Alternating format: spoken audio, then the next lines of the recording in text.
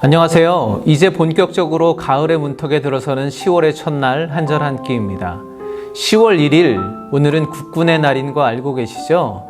아쉽게도 휴일은 아니지만 저는 국군의 날 하면 군대에 있을 때 특식이 나왔던 게 생각이 납니다.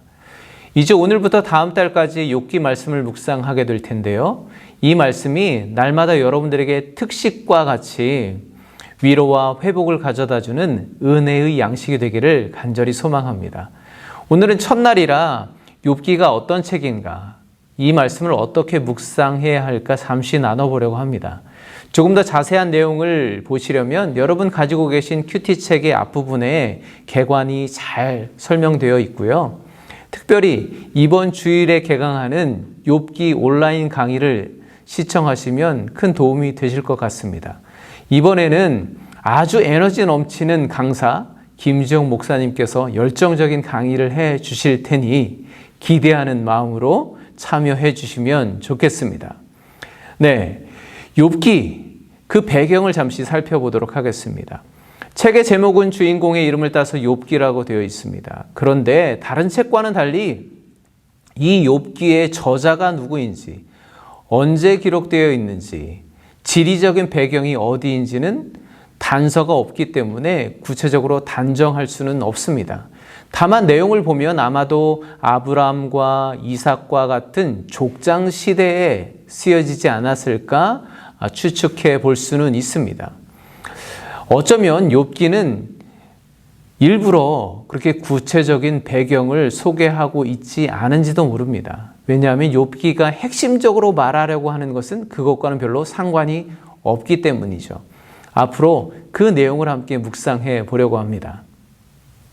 욥기는 내용을 보면 시, 찬양, 교훈, 대화 등등 다양한 문학적 요소를 포함하고 있습니다. 그렇기 때문에 많은 사람들에게 깊은 묵상을 하게 도와주기도 하지만 반면에 이 책을 어떤 관점으로 보느냐에 따라서 다양한 해석을 할 수 있기 때문에 오히려 묵상하기 참 부담스럽고 어려운 책이기도 합니다. 욥기는 총 42장으로 구성되어 있는데요. 서론과 결론을 제외하면 대부분이 욥과 그의 친구들이 서로 논쟁하는 내용을 다루고 있습니다. 하나님의 말씀은 거의 끄트머리에 가서나 등장합니다. 그래서 이 말씀을 한참 읽다 보면 수많은 질문들이 쏟아져 나오게 되죠. 어떤 줄기를 잡고 읽어야 할지 헷갈리기도 합니다. 하지만 묵묵히 말씀을 읽어가다 보면 결국 우리가 가졌던 질문보다 훨씬 크고 놀라운 답을 찾아낼 수 있는 책이기도 하죠. 방금 말씀드린 것처럼 욥기는 욥이라는 사람이 당하는 고난을 통해서 우리에게 많은 질문을 제기하는 책입니다. 예를 들자면 하나님은 왜 당신의 자녀인 성도들에게 고난을 허락하실까? 그때 하나님은 과연 어디에 계셨는가? 그런 근본적인 질문부터 시작됩니다. 또한 당대에 하나님을 신실하게 믿고 의인이라고 하던 욥이 고난에 어떻게 반응하는지를 통해서 결국 하나님의 뜻을 온전히 이해하고 깨닫지 못하는 인간의 한계도 보여줍니다. 그리고 더 나아가서 하나님이 우리에게 허락하시는 고난에는 분명한 목적과 유익이 있다는 것 또한 깨닫게 해주는 책이죠. 이 외에도 욥기는 우리의 삶에서 늘 떠나지 않는 문제들에 대해서 더 깊이 묵상하게 하고 그 답을 깨닫게 해주는 책입니다. 그리고 결국 욥이라는 신앙인과 고난의 상황이 아닌 하나님을 더욱 집중해서 보여주는 책이라는 것을 여러분 점점 알게 되실 겁니다. 오늘 본문 1장 1절을 보면 욥이 어떤 사람인지 간략히 소개하고 있는데요. 우스 땅에 욥이라 불리는 사람이 있었는데 그 사람은 온전하고 정직하여 하나님을 경외하며 악에서 떠난 자더라. 욥은 온전하고 정직한 사람입니다. 뿐만 아니라 하나님을 경외하고 악에서 떠난 자라고 소개하고 있습니다.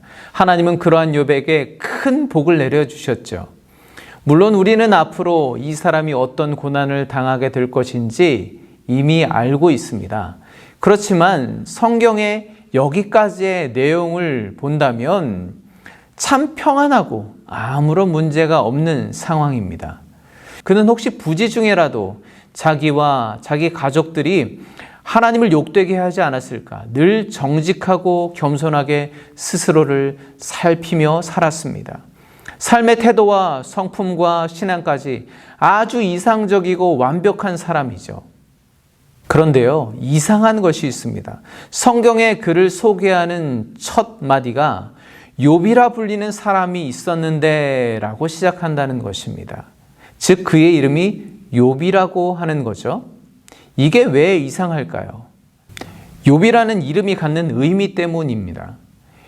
의미가 여러 가지가 있는데요. 일반적으로는 미움을 받는 자, 박해받는 자라고 해석합니다.